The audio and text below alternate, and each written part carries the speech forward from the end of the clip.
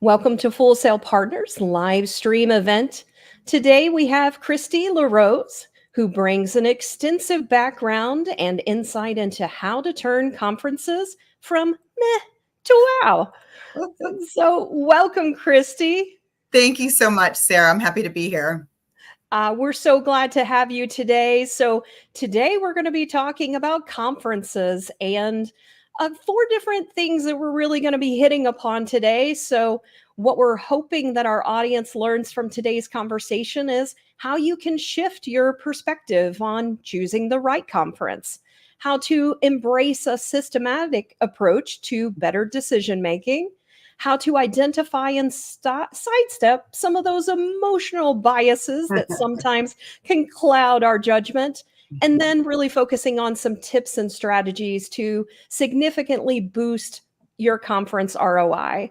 And so before we really get into it, we wanted to start off with a question for our audience. So I do see some individuals joining us. Let Okay. us know that you're here. So just give us a hello. And while you're doing that, if you could answer a question for us, how many conferences do you attend annually? And so I know for me, Kristy, we attend a lot. I'd have to count it up. I feel like it's at least 10, if not more. So Yeah. yeah. So while we're waiting for people to answer, maybe you can give a little bit more of an introduction to yourself. Yeah, sure. Thanks a lot. So I have been in the professional services world doing business development and marketing for my whole career. And I would say starting about maybe 15 years ago, I started working with firms that did tons and tons of conferences and more like regional and national type with loads of people there. So I just started taking a look back at the ones that I left and I was like, oh, like we didn't accomplish anything. And then the other ones where we had, RFPs that came out of it and other meetings that came out of it, and just really started sitting back and evaluating it. So I essentially formed my company just over a year ago with the main focus on working with professional services firms to help them improve their ROI at conferences. That's great. So I'm taking a look at some of the answers that are coming in. I don't know if you can see it. There's a lot of ones, but then there's some that are, I'm like, wow. So Chrissy here says 17. And so That's annually, that is a lot. And then wow. we have a LinkedIn user, just so you guys know, if you go to StreamYard.com/ I think LinkedIn, maybe LinkedIn allows you to be able to show your name. So I'm not sure who this user is, but they said 5 to 10. And then we have Keith here who said 7 to 10. Barbara says 3 to 5, but her company does over 50. And then Wow. there's just a lot of other ones, 5 to 10 a year, other people, at least 20. Wow, someone 48 company wide. And, and then we have some, smaller ones, a lot of 1 to 3s. So is that normal? Wow. I'm seeing some big numbers. I thought I attended a lot. Somebody's doing 48 in a year with the company, but I mean, that just speaks volumes just with the number of, places that people are going.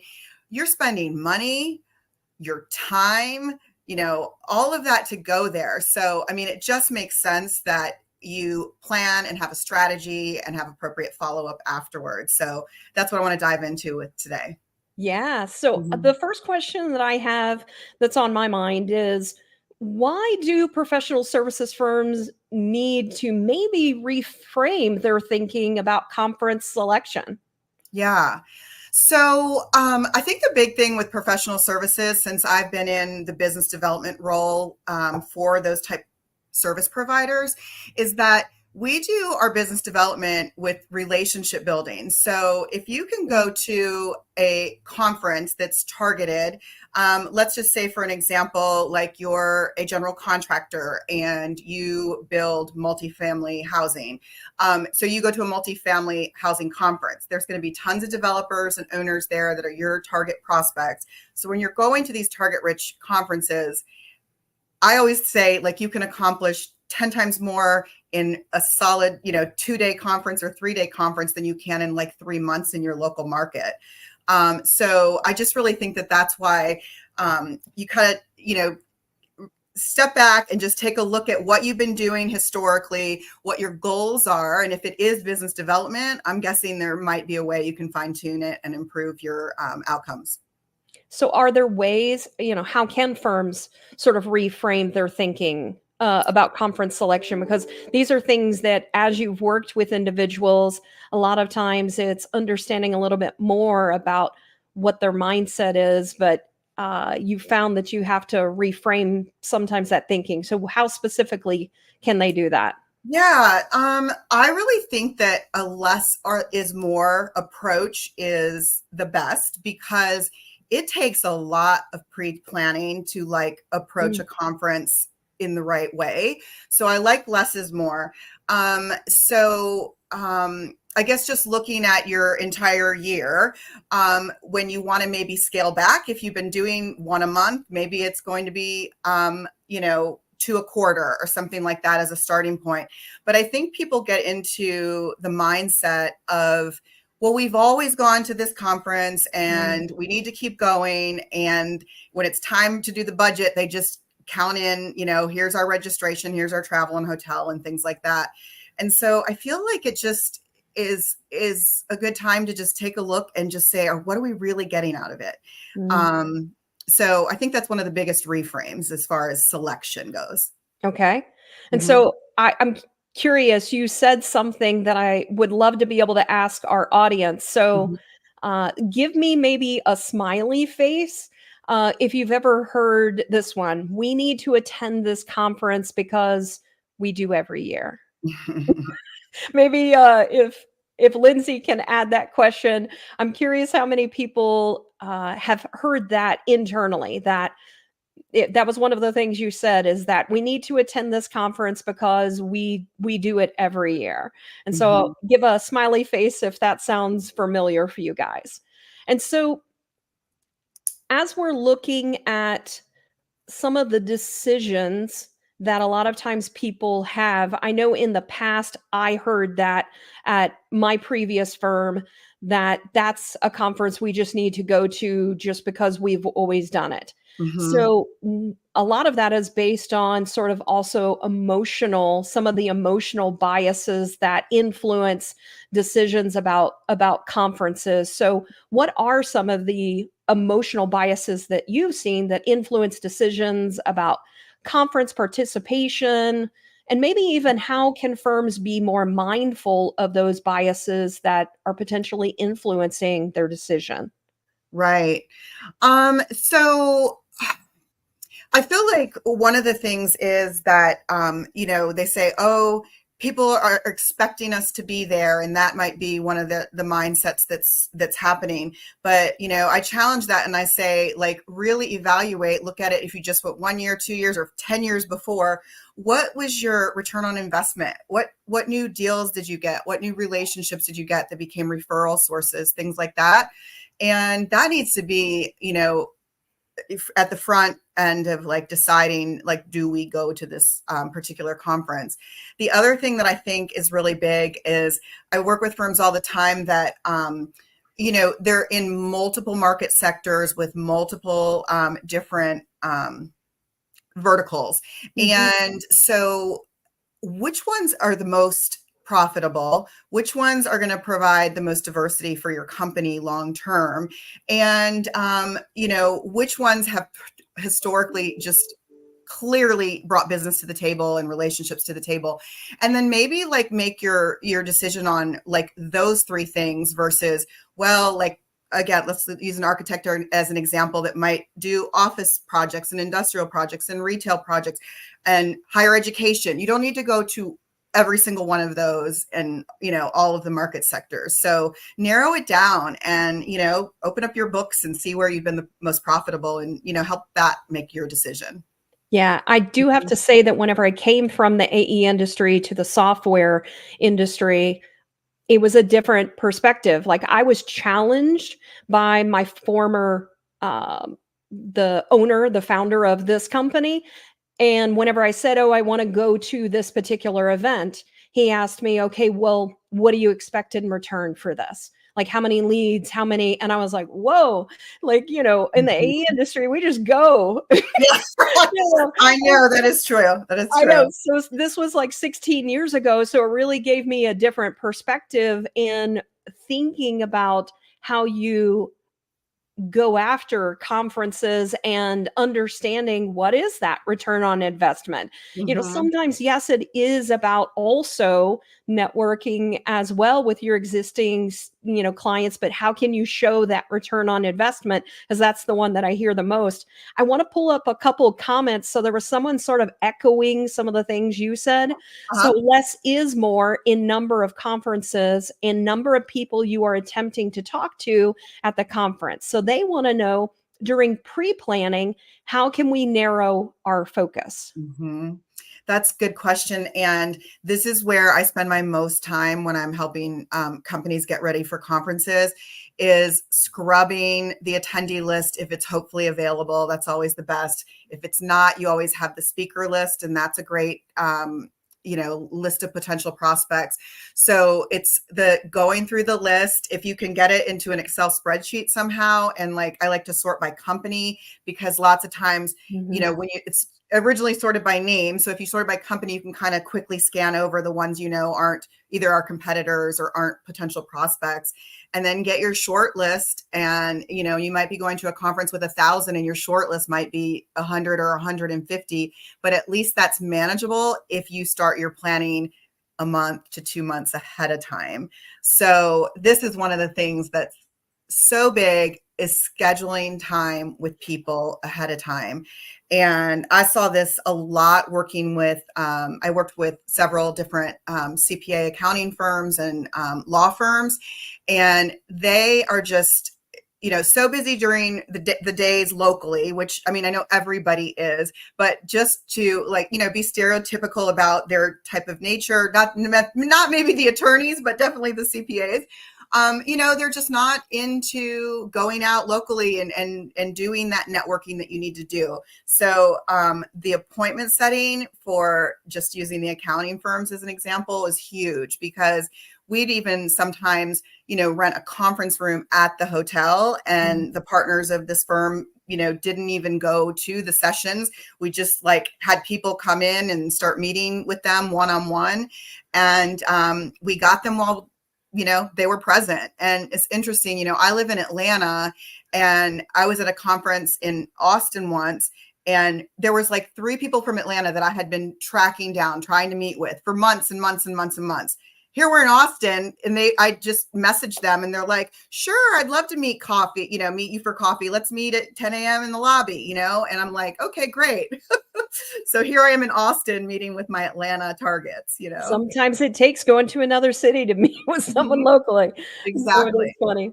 So, Exactly. someone posted something different. So we have the opposite challenge. We're entering new markets and have not done conferences in the past, and we're trying to evaluate potential conferences to attend and sponsor. So there wasn't necessarily a question there, but I think there's sort of uh, an assumed question there, like how can this person potentially uh, target, or what are some of the strategies in evaluating potential conferences? Yes. And when you're trying to get into new markets, my approach is a little bit different, because here you need to be seen, and they need to know who you are and start seeing your name. So to me, that's a little less targeted and more broad approach, where you're just putting your name out there. So in those situations, from an evaluation standpoint, I always, when I'm looking at a new conference that I've never been to, I look at who the sponsors are or who the attendees are, if they're out yet. And I'll see, friends that I know in the industry or the space, or use LinkedIn to find out, oh, well, my good contact here knows somebody that's on that list as a sponsor, and then call them ahead of time and ask them, um, you know, who tends to go to these, are the sessions good? Do they provide ample networking? And also, exhibiting costs a lot of money. And while I'm an advocate for that when you're trying to get in new markets so that you're putting your name out there, I also think that asking somebody in advance that has been there's definitely some conferences that they'll, lure you in with the happy hours and those kind of things from like the 4 to 7 kind of scenario. And then you're likely to get people passing by. But there's other conferences where it's just like, well, stop in and, go visit the booths. And then that's just not as fruitful for the person spending the money for the booth. So, Yeah. yeah. I don't know whether this is the right approach or not, but when I'm looking at a new conference or potential one to target, a lot of times we will just go as an attendee to, because it's a lot less money Financial. up front Mhm. financially. So go there, investigate, go chat with people, go see what the presentations are like, go to the booth, see how much traffic they're getting. And so it's a much easier entry point financially to then prove whether it makes sense or not. But that's always been sort of the approach that I've taken. Yeah, that's a really good point, and I like that strategy too. I would, I guess, continue with that thought process is send maybe just one person goes, Mhm. and it's got to be the person that's going to be the most outgoing and going to talk to people and like get the lay of the land. It can't be the person that's more, reserved and quiet Yeah. and not into the networking. So I think, and don't send like 5 people. It's the first time you're going and, do all those registrations. So I think those are some other kind of tips when it comes to going to something for the first time. Yeah, it's a due diligence Yes. investigation, so it Yeah. is get involved. You do, I agree with that. You want someone that's a more outgoing to Yeah. go and have those conversations, so I've even seen on certain conference websites where they have a just like a document that says print this out and fill it out for your supervisor and it's like kind of here's the ROI, like here's why I should go, and like the conference provides you with the the tools to sell it internally if you're yes. trying to get that sold internally. Yeah. Yeah, I think that that's Mhm. super smart on conferences' parts, Yep. on their part to do that because it really does help people to understand how to position going to that conference. And so, Agreed. yeah. So, from our audience, another question I'd like to better understand is for those that maybe who have attended many conferences over the years, what's one common mistake that you see people making? So I would be curious to understand those people that had 50, 48, that are attending 17 a year. What are I what are common mistakes that you guys have seen? And so while we're waiting for them to answer that question, how can firms be methodical and objective in their approach to conference strategy? Yeah. One of the biggest things I love doing is finding complimentary, service providers that are attending the conference. So back to an example of AEC industry, design and construction. If you're particularly like an engineer, which is more, considered lower on the totem pole, they're not going to necessarily be meeting with the developer. Partner with an architect and or a contractor and host a happy hour or a private dinner of maybe 20 people or something like that. And so like planning ahead that to do something like that is awesome because you can find that, okay, so maybe this networking partner knows these 5 people that I don't. I know these 5 people that they don't. Bring it together and you have a condensed time where you don't have to go take those people out to lunches or one-on-one meetings. You get to do it in 5, 10, 15, 20 kind of format. So I really love that as one of my strategies. Yeah. Mhm. We have some really good comments coming in. And so Barbara here says, not being present, always running to your room to do work. Yes. And I think she got a yes, yeah, from Carrie. She is in Very. agreement. And Lisa said something similar, looking at their phones instead of talking to people. Yeah. This one I think is the biggest one. It's all about the follow-up, and this gets missed so often. Yep. And 100%. so, um, uh, so, This one said sending the wrong people to be at the booth on their Yes. phone and ignoring everyone. Yes, definitely. Yeah, and so, I want one of them I want to really talk about is follow-up. So if we can talk Yep. about that. I know for us, we have a very particular follow-up strategy. We have actually individuals back at the office. We're virtual, so I say office Yeah. in quotes, but Right. we have individuals that's their role. So Mhm. we're taking pictures of business cards or their badge or those types of things, and we're sending them off to those individuals to then look them up in the system and immediately respond to them, to be able to get back to them. So I think that the follow up is the key area, that you send someone, and then that person that's on site is expected to also be the follow up person. And I Right. understand from a small, we're not that big of a firm, but that has been a game changer for us. And so maybe, what are some other, tips that people can use to optimize their conference strategy? Yeah, I love that you guys have that tool and like kind of like the strike it while it's hot kind of approach when you meet that new relationship. And that is definitely like number one.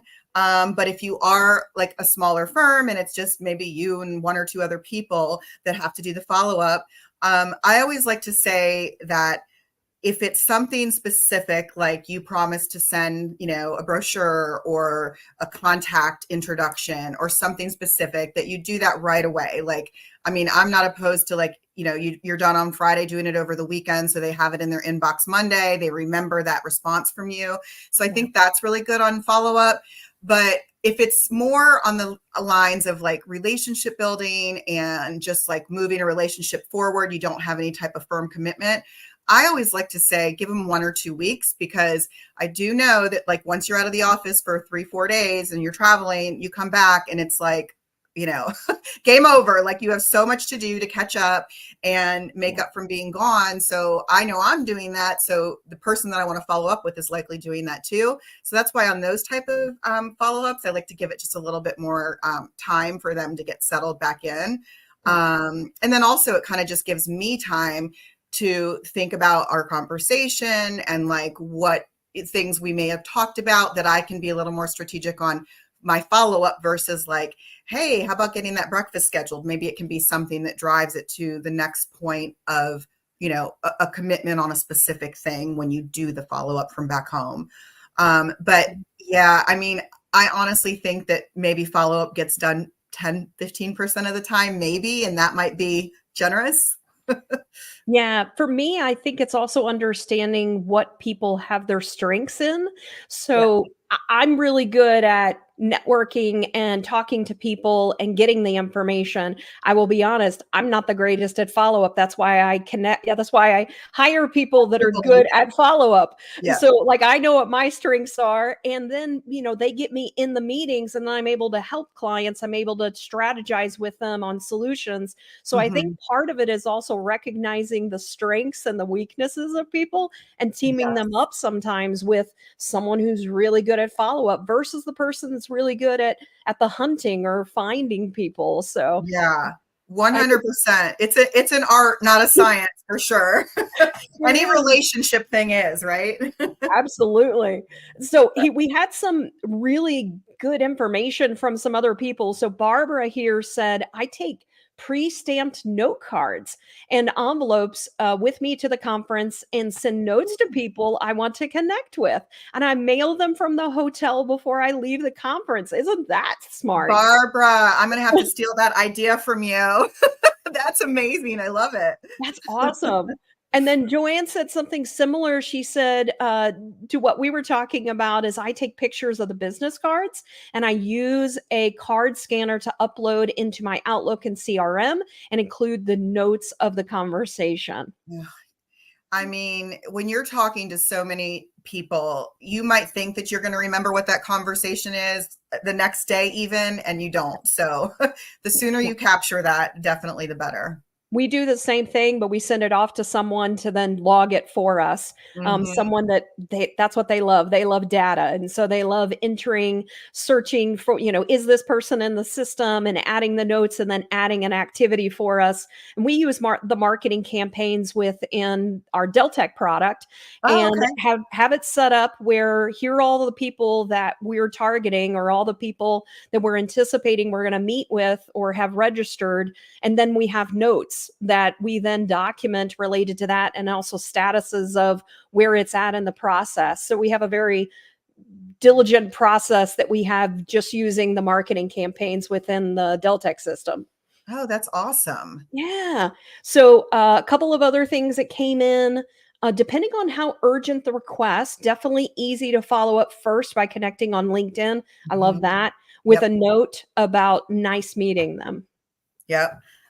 LinkedIn has really, come around and changed. Like Mhm. I really feel like obviously when it first came out, it was more like a search engine for job searching and things like that. But I feel like over the pandemic, I mean, everybody is actually using it and maximizing it way more, even the C-level decision makers. So I feel like everybody now has a profile where it maybe wasn't that way before. So to be able to Yep. connect on LinkedIn is such a simple way to just keep that relationship alive and move it to the next step as a follow-up for Yep. sure.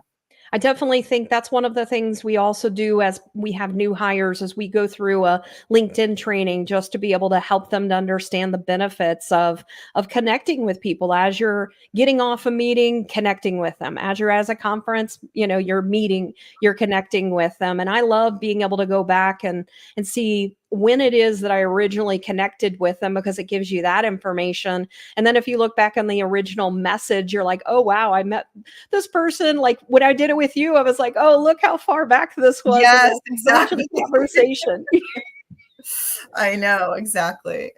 So here's another person that said that they love that. They also take pictures of people's faces and business cards and use the markup on their phone to write Mm, the note. interesting. Yeah. And so I love that. And so Yeah. any other thoughts or other things you think firms should focus on optimizing their conference strategy? You talked a little bit about maybe also happy hour and things like that. Anything else you think is important there? So I think accessing the speakers is really good. A lot of times you'll see speakers after they get off from a panel discussion kind of get flooded with people in line to talk to them. And I just haven't found that like that's the best way to connect. So I always feel like an introduction, reaching out to them ahead of time, and introducing yourself. And then if it's possible to meet them and shake their hand afterwards, that's great. But if not, say, I listened to your session, here's some key takeaways I had. I'd love to talk to you further about, X and Y. And then try to get that meeting, whether it's virtual or in person, and follow up through there. So I think like accessing those speakers is really huge too. And on top of that, those are generally very busy people with packed calendars. And so what I try to do in my approach to dealing with that kind of situation is reaching out to them in advance. I always like to call. I mean, 99% of the time you get the voicemail, but you can leave a nice, happy message and like that I'm going to be at the conference. I'm really looking forward to your session. I'm going to send you an email. I'd like to get together. I'm going to send you an email with my full contact information and some suggested dates and times that might work. And then just give them, 3 to 4 options. And it's way easier for them to say, yep, May 18th works for me at 10, looks good. And then you just send an invite to their calendar. And that could be while they're at the conference, or, later at a later time. Yeah. Yeah.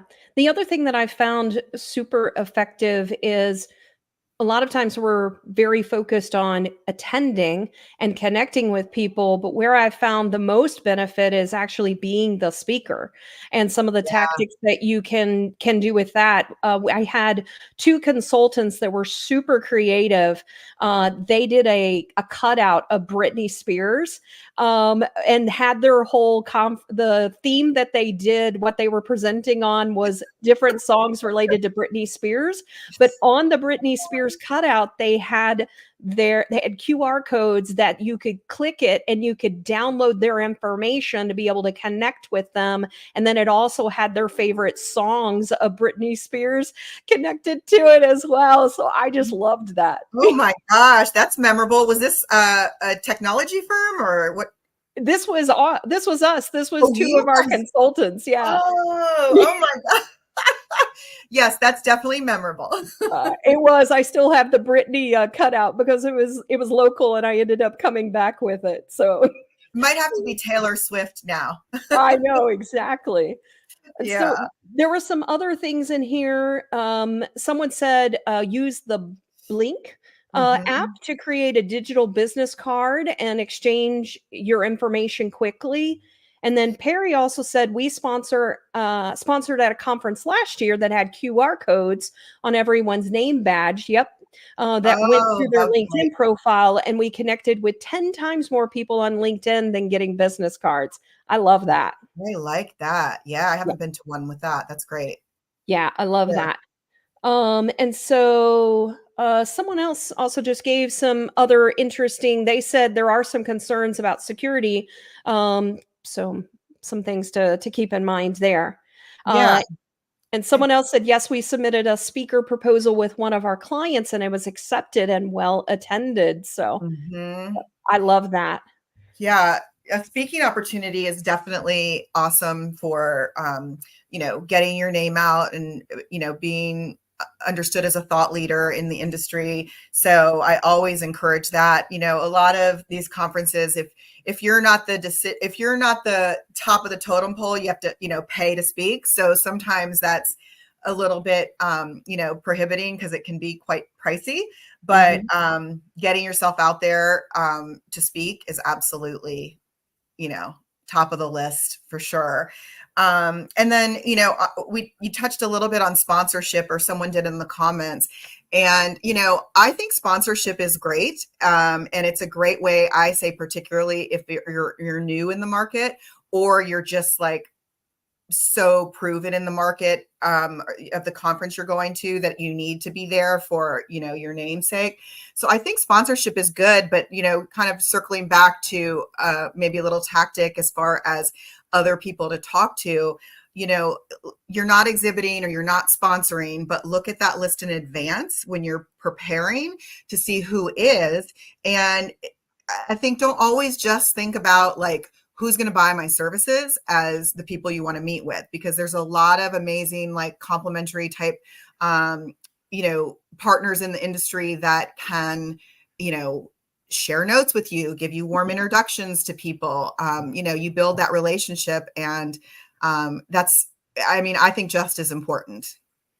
I agree. I actually had someone, this has been years ago, that they told me that some of the best relationships are late at night. Like it's having a drink. It's actually spending some time, maybe having that 2 a.m. pizza with someone, and doing things that are outside of just networking and thinking about services, because we're in the people industry. And so it's about connecting with people. And so a lot of that is about having fun. And that's why when we do conferences, when we host an event, we host an event. And I think, all of our clients know that. They're like, what's Full Sail going to do this year? And so when you think about how can you be memorable, how can you do things that are different, people tend to also remember that. So if you're going to do it full out. I know Lindsay loves putting those together. Yeah, definitely. That's good. Good thoughts. Yeah. So we talked a little bit about the follow-up. We touched upon this, but maybe How do firms get conference follow-up wrong, and what are some of the tips to improve some of the follow-up strategy? Yeah, I mean, I think one of the biggest things I see in the follow-up from a conference particularly is that people want to come out of it and like they want that RFP opportunity or to be discussing a live potential project or assignment. And I think you just have to like not go into it in your follow-up thinking that that's the only result. And if you don't get that in one or two follow-ups, then they're not interested, because some of these things can take years, Mhm. relationships that, you're hitting it off maybe personally and you're finding a lot of common ground, but they don't necessarily have an opportunity that's aligned yet, or maybe their personality type just takes longer to trust a new provider. And so you need to keep nurturing it. So, I think it's just a wise, mindset to not think I'm going to come home from this conference, driving home or flying home with, 10 new project opportunities. It's definitely a long game, not the short game. Yeah. Yeah, I love that. So I want to go back to a couple of other comments that had come in that I don't think that I pulled up. Okay. So this person said we have a conference kickoff and post-conference debrief Mhm. process. The debrief, I think, is probably the most critical thing, and to access our need to attend, and also that to access future year involvement. So I think that that's huge as well, the debrief that a lot of times people don't really take time to do. Yeah, debrief is huge. And, I have found more success doing the debrief like on the last day of the conference there instead of when we get back with the Mm. people that are there, because, meet before breakfast in the morning or like at the airport or whatever, and have that debrief there while everything's fresh before you get back to your desk and, a million action items you have to do from being gone. So, yeah, I love that she brought that up about the debrief, because we hadn't mentioned it yet, and it's huge. If you have more than one person going, and your debrief, if it's just you, I always send an email to myself with the notes. When I get back to the room each night, that kind of thing. Yeah. Hmm. So, someone had posted this, and I think there was another one. I'm going to go find it. Michael said, the after hours is always fantastic. I really wish I could share some of the 2 a.m. pizza photos in these comments. And so, all right, Michael, DM later us later. on. Yeah. Let's see them. But there was someone else that also had asked a question, and I'm trying to find it, but their question had to do with, and if I can find it, they wanted to know, what do you think about posting you attending the conference? Is that something that you would recommend? And I'm trying to find their comment that I saw Yeah. earlier. Thank you. Yes, there it is. Thoughts of a post. Yeah. I think that's amazing. I mean, back to, saying that particularly LinkedIn, people are on it, people are using it. They're, looking at it while they're having breakfast or a cup of coffee and that kind of thing. So it's just more kind of PR for yourself, that you're out and about, you're, involved with, leadership by going to this conference. So I'm a big advocate of posting, particularly on LinkedIn, but really honestly, any of the platforms. And this is something I've learned too, just about LinkedIn, is the posts that I put on LinkedIn with pictures of people always do the best.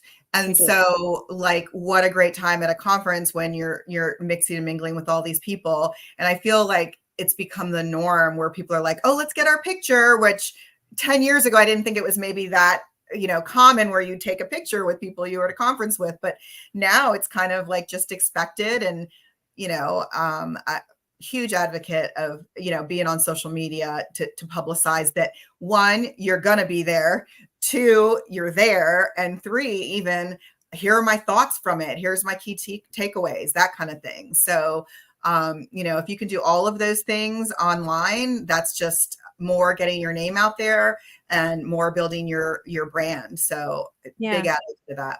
So Keith that asked the question, he said he has mixed thoughts on this. So Mm. so Keith, let us know what you think maybe the cons are Yeah. of Yeah. of that. And so then we also have one that says, any recommendations for featured speaker strategies? Featured speaker. So I think this means In probably them being a featured speaker, yeah, strategies of how to be chosen. yeah. So you know, if it's you submit your proposal for speaking and you're accepted, I think one of the things is posting it on LinkedIn and other social medias that you will be speaking on this. And then, the other thing is a lot of times it's like, the principals or partners of our firms that maybe we're supporting them.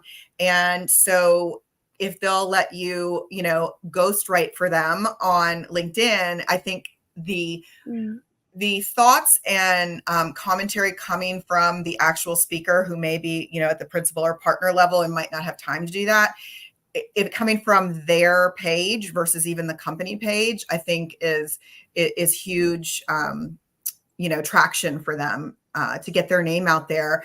And then, the other thing I would say is if you have the support system to do it, reach out to the attendees and say, hey, I'm speaking on this topic. I would love for you to attend. And maybe we can, chat afterwards about, whatever the topic might be or something like that. So beforehand would be beneficial too. And you can also do it on the follow-up.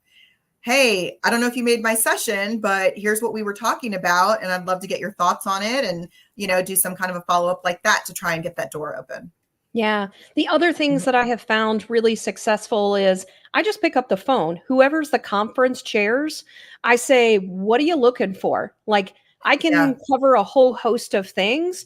Here are some of Mhm. the things that I can cover. What of those things would be of interest to you? What do you think would be of interest of your audience? So I think a lot of times people are just afraid to sometimes pick up the phone and they feel like there has to be this barrier between people when in actuality, a lot of times they're just looking for some really good content. So just picking up that phone. And then I would also say, someone else actually said it here. I don't know who it was, but speaker strategy, team with a client Mm, others see as leaders. I think yeah. that is huge as well. We do that as well. We'll find a client that we want to tag team with, to have them share their experience, and then also us sharing our experience in a joint effort. Yeah, I love that idea. That's really good. And I haven't necessarily thought of that before. So I'm going to Yeah. jot that one down too. Absolutely. And then I like this as well. A ghostwriter is smart. Hmm. I can tell you for us, one of the other things that we like to do is work with the SME, the subject matter expert. And we say, just give us your ideas, like even if it's in bullet form, and then we will take it. We might even use Chat GPT to make it more Yeah, elegant, and things like that. So we use AI to be able to help to change it up. So you don't have to be these days the best writer that's anymore, right. even with AI. But as Hmm. long as you're able to give your thoughts, you can then just say summarize this information. And that is one of the things that's super helpful with advertising or posting social media posts, things like that. So, Yeah, definitely. yeah. And, what I struggle with too is they say, social media posts should be at the fifth or sixth grade level because you're just getting, a snippet of their time. So if you're using something like Chat GPT, I would even say like, and summarize this. And then I say the fifth grade, and then it normally ends up being too elementary. So then I was like, okay, I need to not be so scientific in my or technical in my wording and shorten it up a little bit. My daughter used Chat GPT for school, and she said, write it in a seventh grade point of view. I was like, be careful on that. That's funny. uh, Keith said that he's not sure. The reason he was asking this question is he's not sure about letting my competition know what I'm doing. It's like hunting, a hunting spot. And if you have an event with a Mhm. lot of success, you're not sure you should advertise it at all. And so I'm curious what your thoughts. I have some thoughts on this as well. Yeah, and I've definitely heard heard this a lot. Mhm. And my like kind of standing opinion on it is just do it better than your competition. If your competition comes, fine. Like I'm just going to do my pre-planning better, my execution better, and my follow-up better. And then any competition can come that wants, and I feel okay about it. But I do hear that a lot. So it's not an uncommon like thought or reservation about publicizing that you're there for sure. Yeah. My thought is with competition and just in general is that I don't really worry about it. Like if I'm Mhm. focused on my strategy and on the things that I'm doing and I'm doing it effectively, then Yeah. I should be able to execute upon what it is that matters. And so, and in the industry, I like it when we can help elevate other people. So if they see something that I'm doing that will also help us to elevate the overall industry, then why would we not want them to understand? So, but I agree with you. Just do it better. Yeah. Yeah. Same, same page there.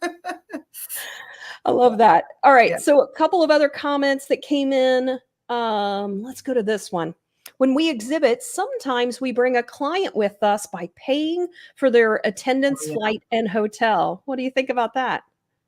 I love that idea if you have the budget to do it. And I've seen Mhm. it work. I've seen clients been like greatly appreciative of it.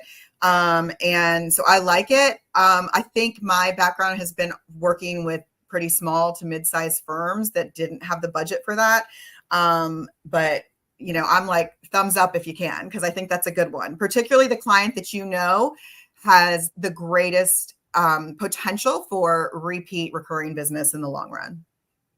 Yeah, I like that. So I want Mhm. to pose as final questions that you guys have for Kristy. What are other things that you feel like we haven't hit upon so far? So, based on today's discussion, what is also one action you plan to take to improve your next conference experience? So, was there Mhm. some little nugget that maybe came from the audience, came from Kristy, came from me? What was the thing that sort of stood out to you that you're going to also take to improve your next conference experience, as well as any other questions that you guys might have? And so as we're waiting for that to come in, maybe we can talk a little bit about, Kristy, let's talk a little bit about how people can connect with you. What's the best way for them to connect with you? Yeah. So LinkedIn is definitely, my number one platform. And on there, I have a link to go to my website and book a, introductory meeting with me if you want to chat more. And that's, DM me or, sign up to meet with me on my website. Perfect. I love that.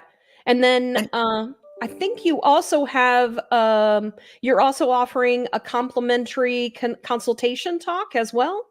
yeah. So for, everyone tuned in today and might see this after the fact too, you can book on my website and I would be more than happy to schedule a time.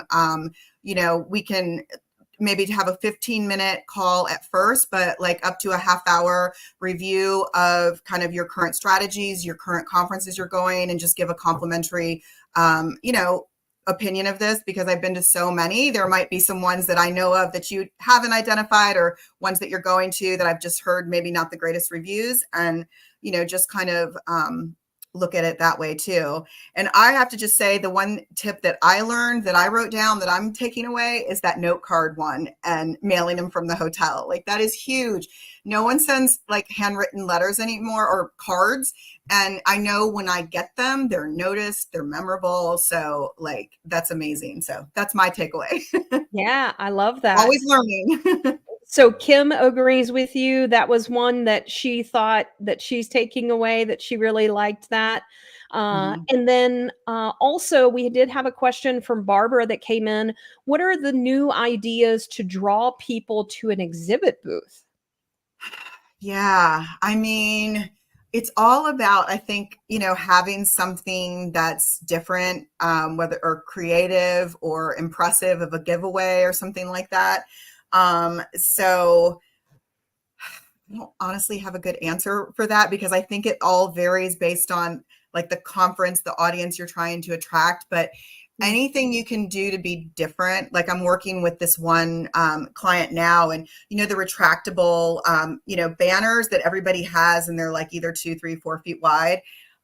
We are just brainstorming to try and think of how to have something different than that at our 6-foot table. So I'm in the process of doing that. So maybe I'll post that on LinkedIn when we come up with our decision. Yeah, I like things that are creative, and Mhm. Lindsay's super creative on this front. And so a lot of times even thinking about like how can you do, even if it's like a short scavenger hunt or things like that, Yep. to task people to go do this to then be able to get this. So even like giveaways or things like that. And so it's really about people want to have fun a lot of Yes. times, and so how can you help them have fun in even finding you, or things that you can do to make the interaction of the booth also special as well. One Yeah. year we did even like a charity type thing. So we did a recipe book. And Oh, so everyone put in their own recipe book, and then we actually donated it to a charity as well. So that was one of the things. So I think being experimental and just trying different things. yeah. I like that. It's a good Yeah. idea. I like the charity idea. Yeah, so I'm gonna post a couple of other things. So Jim said, great value. Thank you, Jim. And he said, thank you both. And then Michael said, we're going to take more photos with people so we can post them more often. Hmm. Hmm. And Wally said, personalized swag sent after the show is over. That's a great ROI. Alan here said he loves the idea if we can lift up others, even if it's our competition, that it will only help us all in the industry. Yep. And in a similar line of thought, I also love the personal touches to stand out. Yeah. And then Joanne said that she likes the pre-email target attendees with meeting requests and adding that calendar for 10 minutes meeting. Yeah. And then also giveaways. Carrie Hmm. said we had a Ricky Bobby cutout at a Texas DOT event and sent the pics to those who engaged. So I love the creativity. Hilarious. So as we start to wrap up today, I want to sort of end with final thoughts. If you had, final thoughts that you want to leave people with as they're thinking about conference strategy or follow up, or anything that you want to leave with our audience as we start to sign off for today. Yeah. The number one biggest thing is scrubbing the attendee list, the sponsor list, the speaker list, and seeing who's there before you walk in. I mean, I can't say enough about that. Mhm. And if you can give it the extra effort to schedule those meetings with people in advance, that would be, just as important, or number two, barely. And so one of the things with the scheduling of the meetings is too, like, you don't ask for long, 10, 15, 20 minutes max. You got to scope out, the hotel map or whatever in the hotel or conference center, wherever it is, so that you can make that, specific location available to them. And get those meetings on the calendar in advance is huge, because they're there to meet people too. And honestly, they probably like that their calendar's getting filled up with people that are in it, have the same interest, have the same, business line as them, and things like that. So that pre-work is huge. Yeah. And Joanne, I went back up. There was one I had starred that goes along this lines is she just calls the conference organizers and explains it's her first time considering the conference and asks for a limited attendance list for current attendees or from the previous year. I Ooh, really I really love the previous year because we'll even use the previous year even if we're not given the existing year, we'll still market to the people previously because a lot of those are the same gonna be the same individuals. yeah, that's a really good point. I'm glad she brought that up. And you had mentioned earlier that, Mhm. picking up the phone and calling the conference people. I mean, they want more attendees. They want to promote their conference so it's sold out. So they are more than happy to talk to you about it. And that's going to be, I think, my second takeaway is asking for the previous list, because some conference places are very, close to the chest as far as giving out the existing list of people who's coming. Yeah.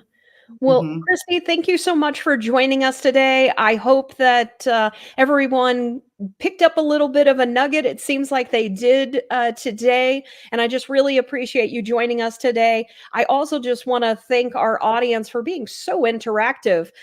Great ideas from you guys. We're going to steal from them. That's right. So thank you for your ideas and also for all of your questions. And Kristy, I hope you see individuals that are reaching out to you that want to do more with conferences. Yes, I welcome that for sure. Would love to hear from them. Perfect. Well, thank you everyone for joining us today, and be sure to be on the lookout for our next LinkedIn Live. We do them about every month, and so be sure to check back out on our LinkedIn, Facebook, or our LinkedIn page just to be able to understand what we have coming up. So thank you everyone for joining us. Thank you so much, Sarah and Full Sail Partners. I appreciate this. Thank you, Kristy. All right. Have a good one. You too.